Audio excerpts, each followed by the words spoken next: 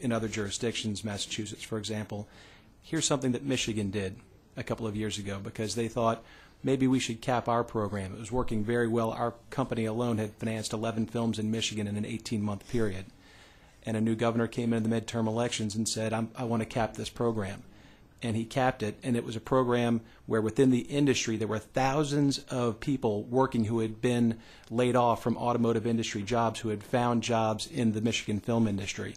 He came in, he capped the program. Overnight, it died, and all those people were laid off again. It was the one of the most tragic things I had ever seen. We don't want to follow the lead of Michigan. We want to put those other states out of the game. We want them to get out of the race. We're winning. We're going to win at the end of the day. It's going to be great for our state and its economy in the long run. We just have to follow through with what we're doing and continue until the finish line. Senator Radley? Well, that's true. If the taxpayers in this state can sustain the payment, that's the issue.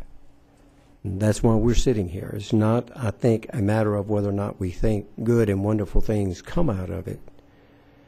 If we're in a race with other states, my guess is Michigan got out because financially it couldn't sustain it anymore. That's the only reason to get out. And that's what we're faced with, and not just you guys. I mean, we've sat here. We've got $7 billion of these exemptions in all shapes, forms, and sizes. The question, though, that you raised, I'd like to at least get clarification on, Albright.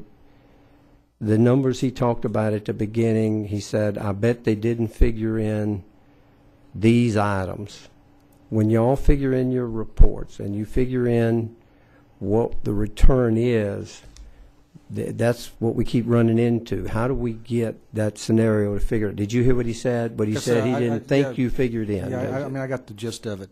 When the total in-state spending is applied to the model is attempting to capture all of the results he's talking about.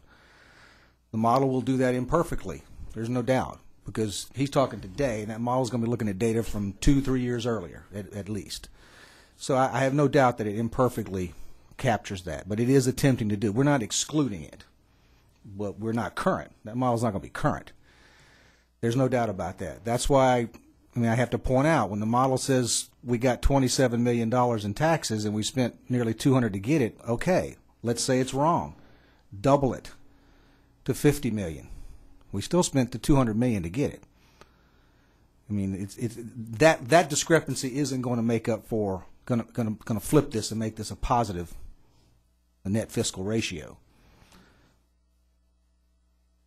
Thank you. Representative Burns? Yes, I just got